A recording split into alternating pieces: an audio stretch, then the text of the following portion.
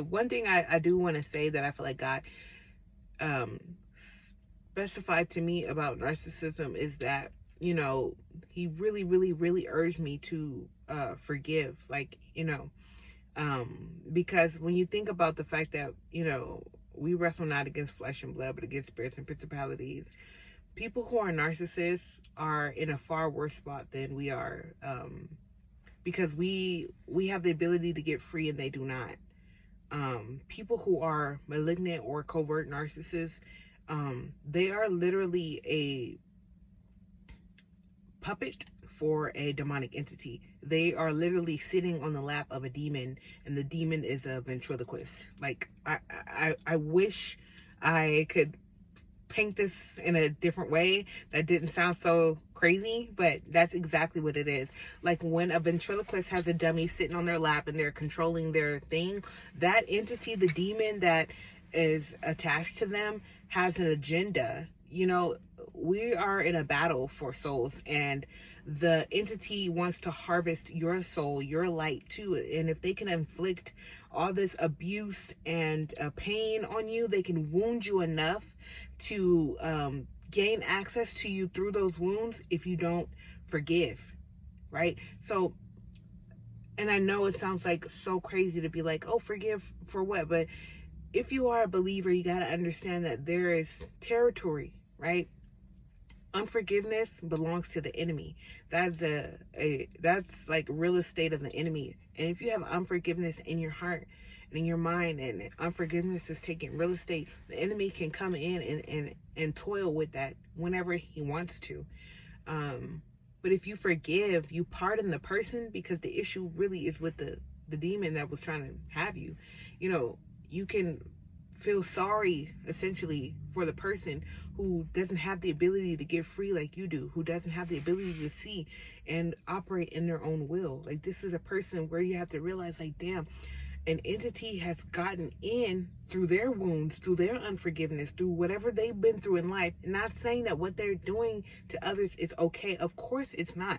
But it's like, when you can literally take the tumor of unforgiveness out of your body, then the cancer has nowhere to attack.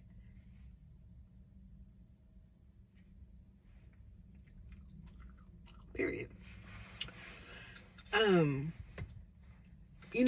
Surviving narcissistic abuse is not for the faint at heart.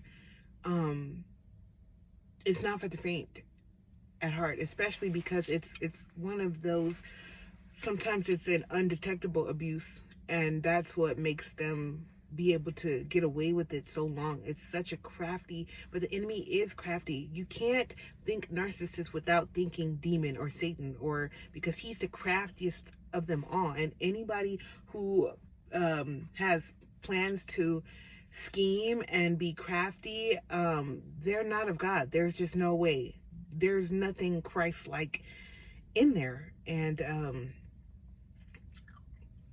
that alone is also something to feel sad for them about, is that, they may or may not have the ability to get free from that and spend their whole life on assignment to inflict more pain and abuse on others, to collect souls for the enemy. If he can gain access to you through your wounds and through unforgiveness, then he, essentially takes one home for the enemy. And if you can get free and remove those tumors of bitterness and unforgiveness out of your body, then you have the chance to heal and help other people suffering with cancer heal from their tumors, and help them remove the tumors in their body so they can walk around free. When I know I'm probably all over the place, y'all, just bear with me, because I'm just speaking because I'm trying to be obedient.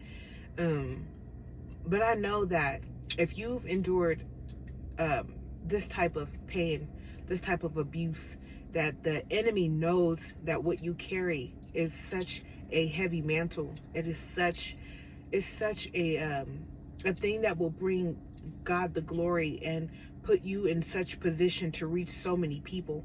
That's the only reason why he's been after you your whole life. and you're going to bless so many people with the oil that came from what crushed you. And God is extremely proud of you.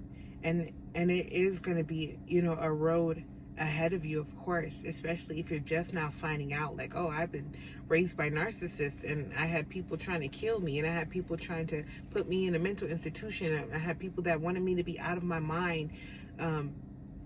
All of those things that I list, it just makes me grateful to God that he thought that whatever purpose he had for me was, yes, baby, worth preserving. Okay, baby. We're going to be chatting more. Yes, baby. I'm charging my car right now, so, and my daughter is sleeping in the back. But okay, I love you guys. God loves you, and there's nothing you can do about it. We're going to be talking more, and yeah. Okay, bye.